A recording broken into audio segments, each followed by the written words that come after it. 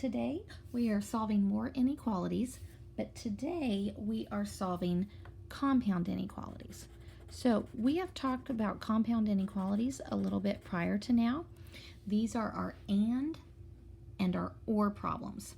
So and problems you typically see all smushed together like this, whereas your or problems are typically two separate statements, one on the left side of the or and one on the right side. But and we usually see them all smushed together.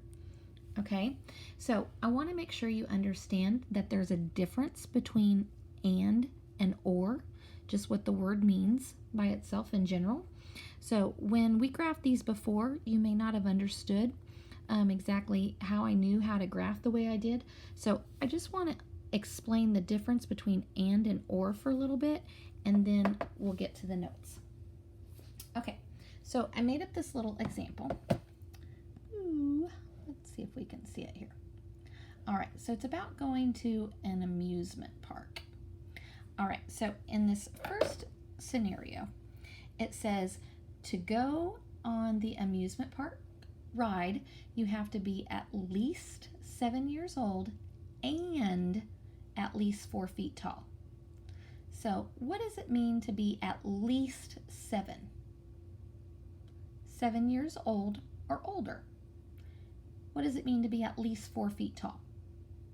4 feet tall or older. Okay, so the only way you get to go on this amusement park ride is if you're 7 years old or older and if you're 4 feet tall or taller. So let's decide if these people get to go. So in this first example here, it says you are 8 years old and 3 feet 10 inches tall. Do you get to go on the ride? No. You met the age requirement. You are 7 years old or older, but you did not make the height requirement. So no, this person does not get to go. Oops. Come on. Oh, now we're being naughty. Come on. Oh, there we go. Yay. All right, the next situation. It says you are 6 years old and 4 feet 2 inches tall. Do you get to go on the ride? No. This time you made the height requirement. You are at least 4 feet tall, but you didn't make the age requirement, because remember you have to be at least 7 or older. So you don't get to go on the ride because you're not old enough. Okay, what about this one? You're 7 years old and 4 feet 1 inch tall. Do you get to go on the ride? Yeah, you are 7 or older and you are 4 feet or taller. So you get to go on the ride. So the thing about the word and is the only way you get to go on this ride is if you meet both requirements. You have to be at least 7 and you have to be at least 4 feet tall. That was the only way that this person got to go on the ride, was when they met both requirements. So that was the last scenario. Okay, let's talk about the word or. So this time it says to go on the amusement park ride, you have to be at least 7 or at least 4 feet tall. So if you are 8 years old and 3 feet 10 inches tall, do you get to go? Yes, you do, because the or means you either have to satisfy this requirement or you have to satisfy this one. And they are old enough, so they get to go. This one, you're 6 years old and 4 feet 2 inches tall. Do you get to go? Yeah, because you met the height requirement, so you get to go. Because you either have to be at least 7 or you have to be at least 4 feet tall. And they were at least 4 feet tall, so they get to go. And here they were at least 7, so they get to go. What about this? You're 7 years old and 4 feet 1 inch tall. Yeah, they happen to meet both requirements, so they definitely get to go. So you can see there's a difference between the word and the word or. In the or situation, they got to go on the ride in every situation. But in the and, they only got to go on the ride when they met both requirements. So the word and, you have to satisfy both things at the same time. But with the word or, you only have to satisfy the left side or the right side. Okay? So keep that in mind when we go to graph. All right. So first, let me show you how to solve an and. So it looks a little confusing at first, especially when the screen is fuzzy. Oh, come on, screen.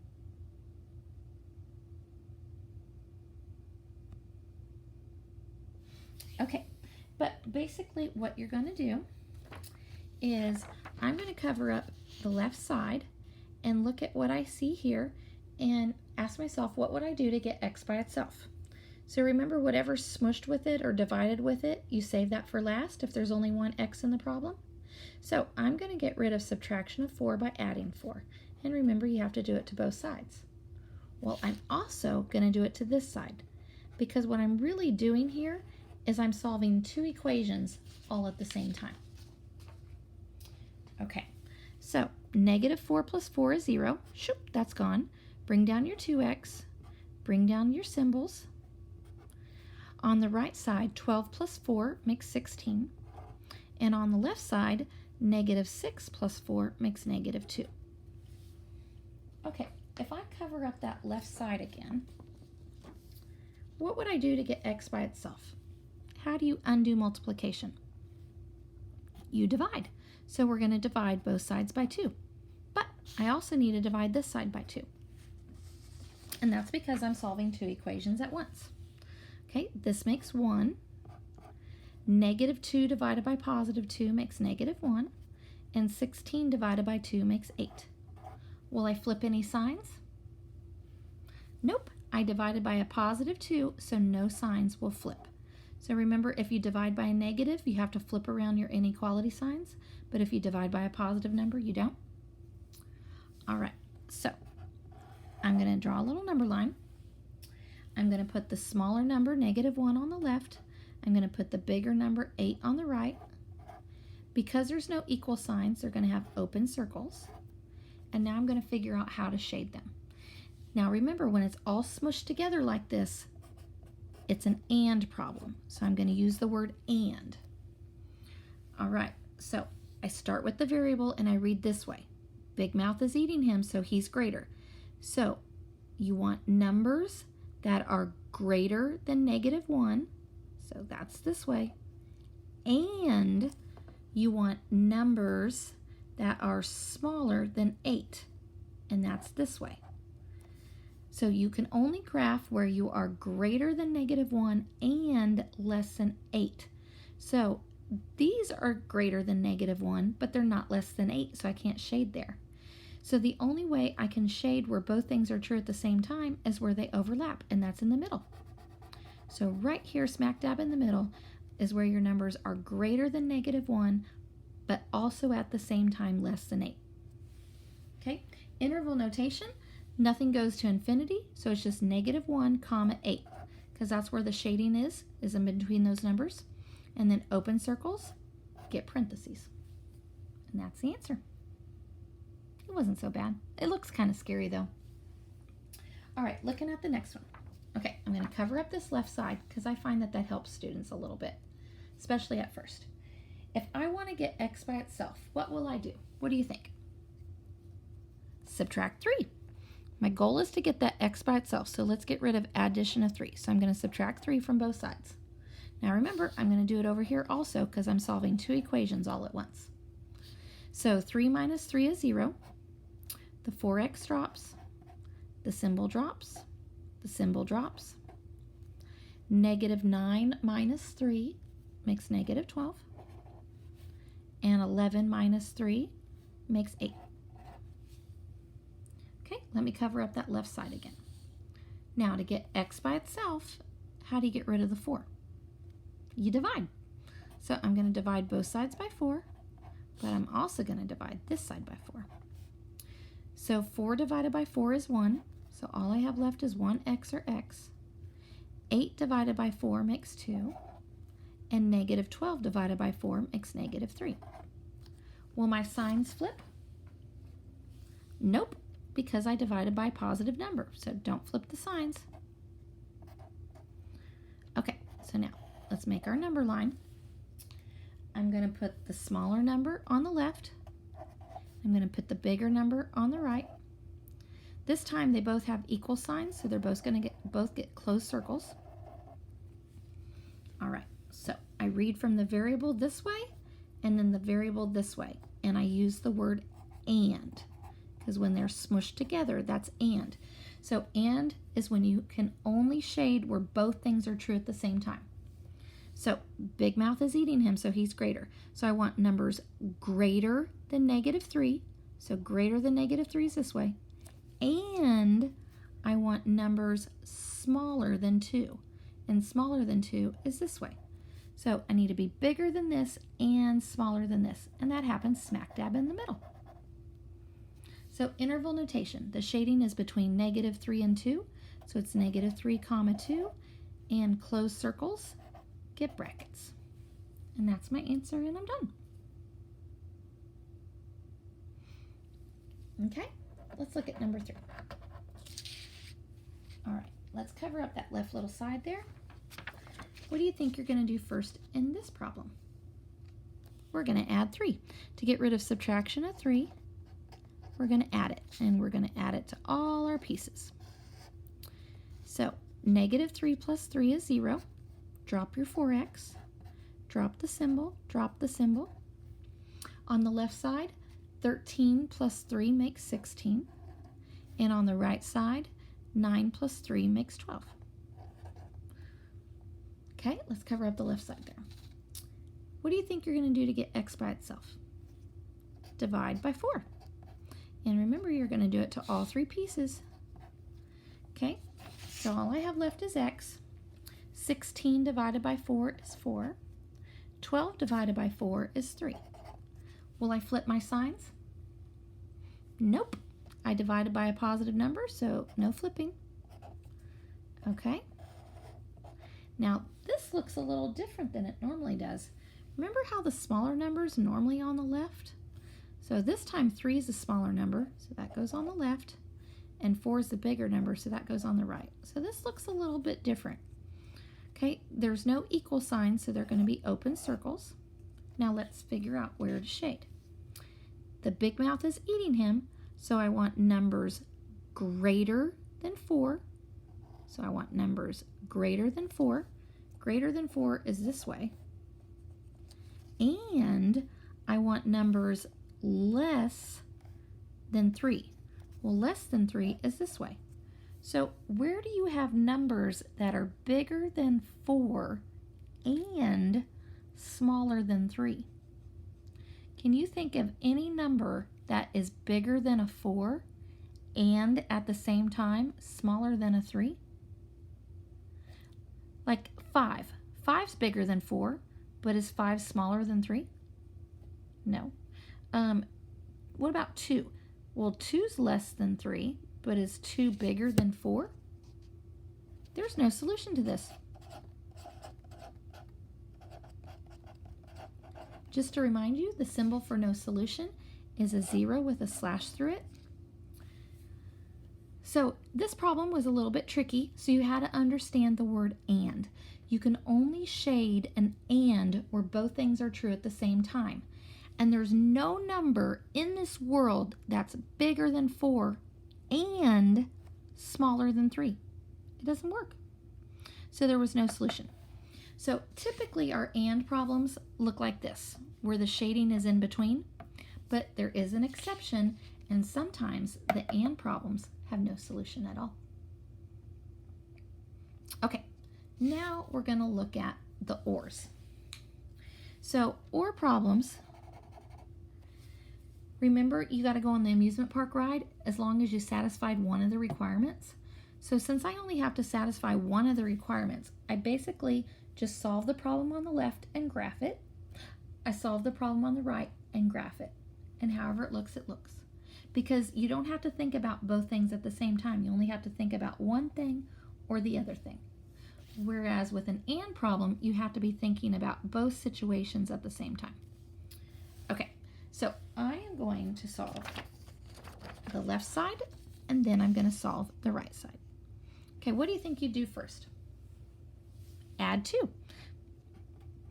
To get rid of subtraction of 2, we're going to add 2. So that zeroes out, drop the 4y, drop the symbol, and 14 plus 2 makes 16. Now what? Divide by 4. Will I flip my sign? Nope, I divided by a positive, so don't flip. 16 divided by 4 makes 4. Okay, I'm going to rewrite the word or. Now let's solve the equation on the right. So what do you think you would do to get y by itself? You are going to add 4. So to get rid of subtraction of 4, we'll do the opposite and add it.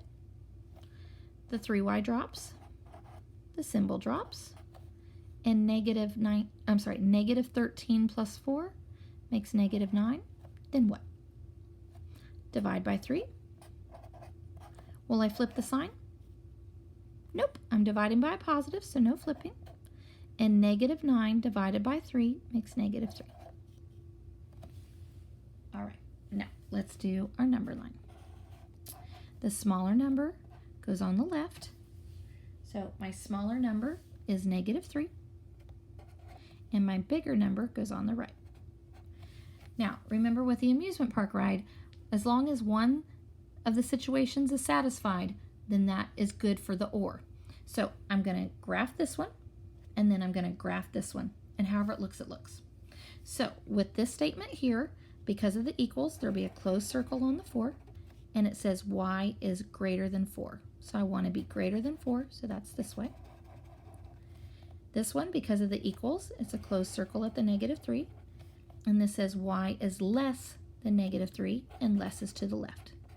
And this is typically what your OR problems look like. They jet off into 2 separate directions. Okay, interval notation. This time we have infinities. When it goes forever to the left, it's headed to negative infinity, and then when it goes forever to the right, it's headed to positive.